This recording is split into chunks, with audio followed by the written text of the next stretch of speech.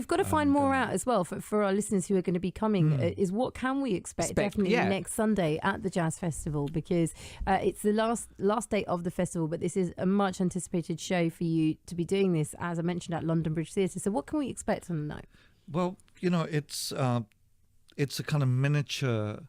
It's a slightly kind of minimal ensemble of what we did last at the Royal Festival Hall. I think it was the first week of May. And so we're kind of doing pieces from OK. Fantastic. From the Mercury Prize winning album, because it's been it's like 20 years celebration. Yes. Congratulations. 2 decades. Yeah. So we thought, let's just like do the OK stuff live. Yes. And then I'm also kind of performing some pieces of my new album, which comes out in the spring, and so it's quite a deep album. And I'm ready. Does it feel full circle? Very close to my new album right now. I've got to ask you, does it feel like it's come full circle, in the sense that if you were to look at, the new album coming out in spring, and as you say, marking 20 years of OK, do you look at the past 20 years and celebrate not only your music, but the music industry has changed so extensively, and for people like Sunny and I, who I would say I'm a bit of the purist, I still love to buy my CD and records and my records and have those copies. Sunny still has a cassette player in his car. In my car, but it's not like that. And my 1-year-old daughter, by the time she's 18, goodness knows how she's going to consume music, because everything's just streaming now. It's streaming, but what's your perspective on that? Well, I'm quite happy with it. I mean, the song you heard, Tu Hi, which is from Once Again, the movie.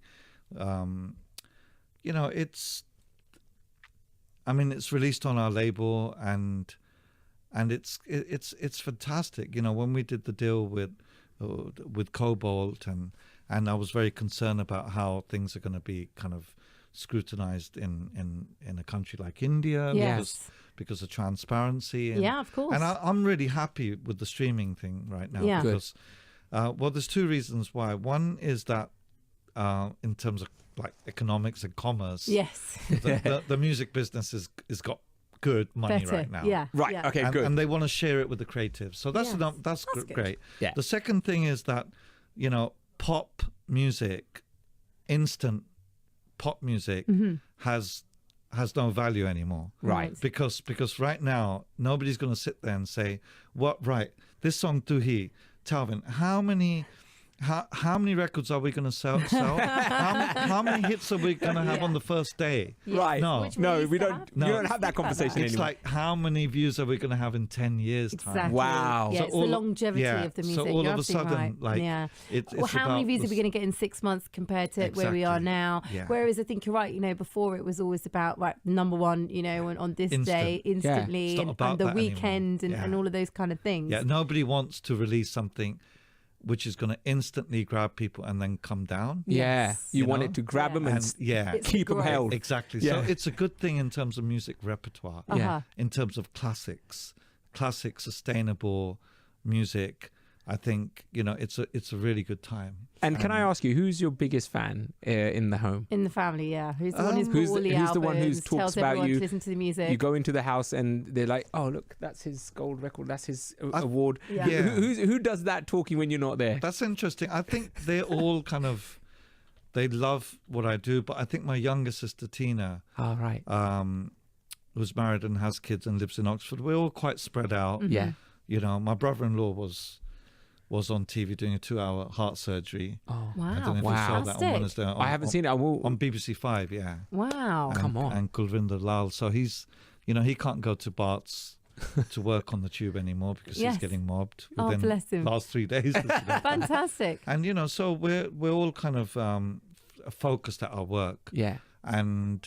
But she was kind of the one which would always kind of help me in terms of I would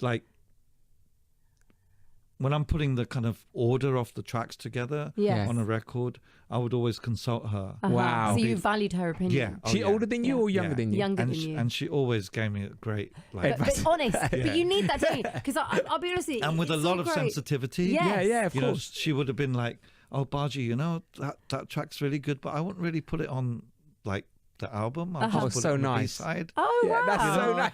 But that takes a lot of respect for you to actually value her opinion as well. Because I remember when Sunny and I first started radio, not so much now, but when we first started, there was one particular member of our family, who I'll name, Nina. They listened to every single show. But they would give us the feedback. But it was the word he just used, sensitively, what worked, what didn't. Yeah. But because they loved what you were doing and they want to support you and they want to kind of see you do better.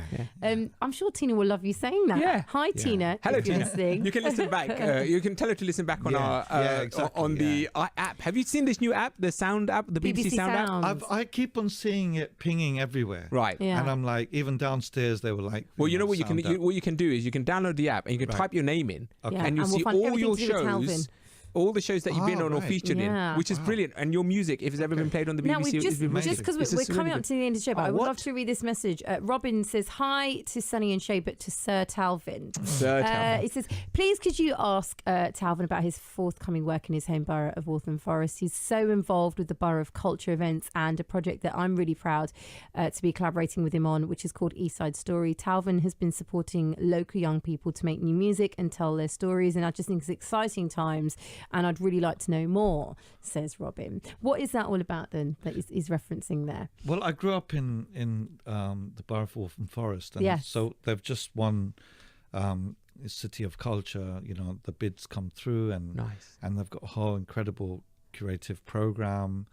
So I'm commissioned to write a piece of music for the opening, which I think on the 11th of Jan. And there's going to be like a visual mapping. Fantastic. You know, so we're, you know, the borough's blessed with beautiful buildings. The old town hall on Forest Road. I went to school there too, just behind there. I went to George Monarch's and so it's almost like a homecoming, right? You'll be reflecting upon that for sure. Yeah, it's and the amazing. Sounds, is this going to be the sounds of your childhood that are going to be reflected in the piece? It's kind of it's past. Yeah. So it's like the area and the kind of, you know, the forest. Yeah. So it's like it starts with like a kind of drone and reflects the kind of, you know, the nature. I love that. You know? Yeah. And which is really important to agree. us all. Yeah. And so nature comes first, and then which is the past, and then there's like a whole grime beat going on. Fantastic. That's the second part, which represents the kind of urban problems, the people's voices, and then the last bit's like this beautiful ambient, lush kind of Asian underground style, all encompassing actually. I'm sold. That's gonna be great. Kind of drum and bass.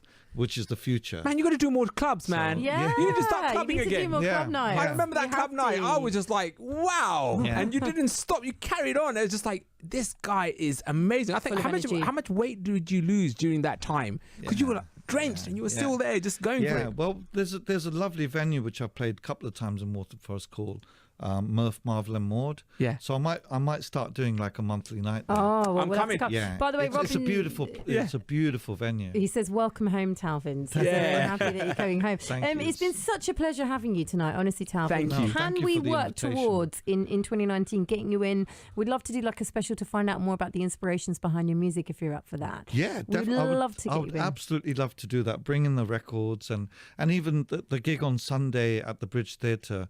You know, I feel very, very lucky and blessed that all of a sudden I'm just going around playing at really prestigious venues. Yes. And I don't know why that's happened. Rightly so. Well, you may not why, but I think the fans of you like us are like, about time. Yeah. You know. So we just played the venue in Spain, which Renzo Piano designed, and Bridge Theatre is also incredible design. Absolutely, it's a beautiful venue. Yeah, and so we're closing the festival, which is a great. Well, if you've just tuned in and you want to see Talvin, then the website ticket details, because they will go fast.